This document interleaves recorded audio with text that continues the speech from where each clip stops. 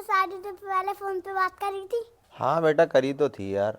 तो फिर चूतिया कैसे बन गई? जब तेरी अम्मा से पहली बार फ़ोन पे बात हुई ना तो इसकी आवाज़ इतनी मीठी सुरीली और इतनी हल्की आवाज़ थी कि मेरे कानों में जो समझ ले बेटा रस घुल गया था कतई।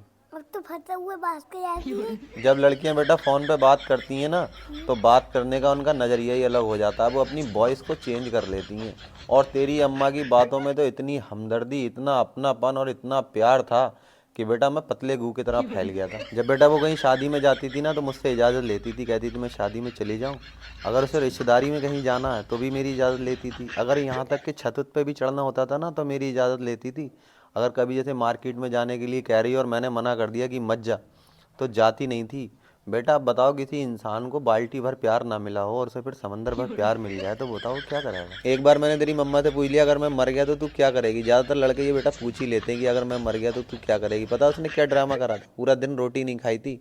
बोली अगर तुमने आज के बाद ऐसी बात करी तो समझ लेना मैं तुमसे कभी बात नहीं करूंगी। कभी किसी रिश्तेदार से तो पूछा होगा? जब भी रिश्तेदारों से बेटा मैंने उसके बारे में बात करी तो सबने एक ही बात बोली कि लड़की तो गाय है गाय। उनसे चल के कहा कि तुम्हारी गाय अन्नू बकरा कैसे बन गई? मैं बेटा गया था, मैंने उनसे कही, मैंने कि तुम तो कहते थे कि लड़की गाय है गाय, तो बोले बेटा हम तो अब भी कह रहे हैं लड़की गाय है, लेकिन तुमने सुनी कहाँ थी पूरी बात, हम तो ये कह रहे थे कि मरखन्नी गाय है।